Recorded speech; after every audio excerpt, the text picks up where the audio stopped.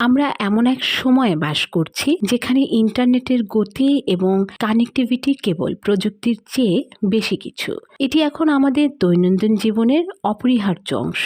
আর সেই সংযোগের ভবিষ্যৎ নিয়ে আসছে ইলন মাস্কের স্টারলিংক এবং ভিয়ন লিমিটেড। ভিয়ন লিমিটেড একটি আন্তর্জাতিক টেলিকম প্রতিষ্ঠান যার প্রধান কার্যালয় দুবাইয়ে অবস্থিত। প্রতিষ্ঠানটি 2009 সাল থেকে বাংলাদেশের মোবাইল অপারেটর বাংলালিংকের মূল প্রতিষ্ঠান হিসেবে কাজ করছে। বিশ্বের 9টি দেশে কার্যক্রম পরিচালনাকারী ভিয়ন তাদের উন্নত টেলিকম সেবা এবং ডিজিটাল প্রযুক্তি ব্যবহারের মাধ্যমে নতুন দিগন্ত উন্মোচন করে আসছে।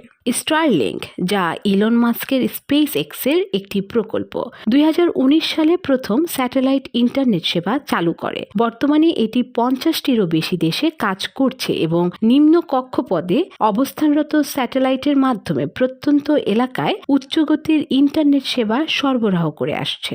বাংলাদেশে ইন্টারনেট সংযোগের উন্নতি ঘটাতে ভিয়ন এবং স্টারলিংক একত্রে কাজ করার উদ্যোগ নিয়েছে। তাদের লক্ষ্য দেশের প্রত্যন্ত অঞ্চলেও দ্রুতগতির ইন্টারনেট সেবা পৌঁছে দেওয়া।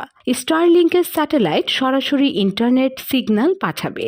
সে সিগন্যাল ভিয়নের টেলিকম নেটওয়ার্কের মাধ্যমে বাংলাদেশের প্রত্যন্ত অঞ্চলগুলোতে পৌঁছানো হবে। ভিয়ন ইতিমধ্যে ইউক্রেনে স্টারলিংকের সঙ্গে কাজ করে satellite to cell text messaging সেবা চালু করেছে।